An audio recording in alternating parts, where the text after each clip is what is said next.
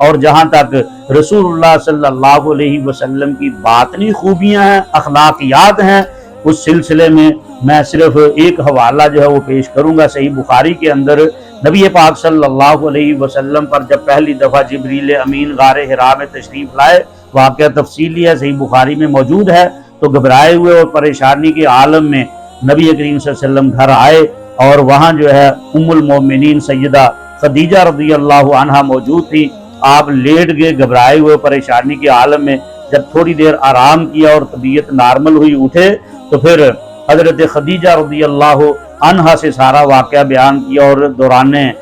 واقعہ بیان کرتے ہوئے آپ صلی اللہ علیہ وسلم نے فرمایا کہ میں نے سمجھا کہ میں تو آج گیا، لیکن سیدہ خدیجہ رضی اللہ عنہا جب مکے کے اندر اس زمین پر اللہ تبارک و تعالیٰ کے علاوہ اگر کوئی آپ کا حوصلہ بڑھانے والا تھا، آپ کو تسلی دینے والا تھا، تو وہ ام المومنین حضرت خدیجہ رضی اللہ تعالی عنہا تھی۔ اور ایسے ہی ہونا چاہیے، گھر کی چار دیواری کے اندر عورت کو اپنے خامد کی دل جوئی کرنی چاہیے، حوصلہ بڑھانا چاہیے، اور اس کی خوشی غمی کا ساتھی اور شریک ہونا چاہیے۔ تو جب نبی پاک صلی اللہ علیہ وسلم نے فرمایا کہ میں نے سمجھا کہ میں تو آج گیا، تو حضرت خدیجہ رضی اللہ عنہ فرمانے لگی کہ اللہ واللہ لا یخزیک اللہ ابدا انکا لتصل الرحم وتحمل القل وتکسب المعدوم وتقری الضیف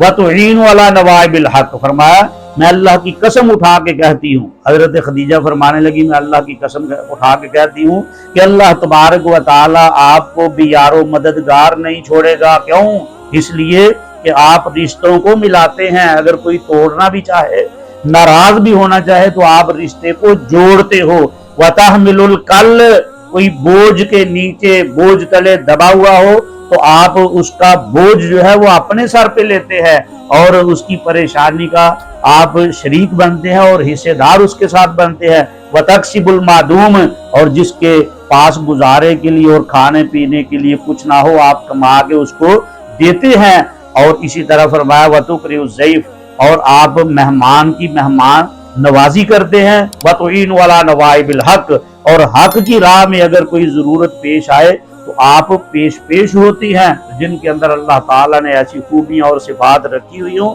اللہ تبارک و تعالیٰ کبھی بھی اپنے بندوں کو بے یار و مددگار نہیں چھوڑتا۔ من کان للہ کان اللہ لہ، جو اللہ کا بن کے رہتا ہے پھر اللہ تعالیٰ اس کو اپنا بنا لیتا ہے۔ تو بہرحال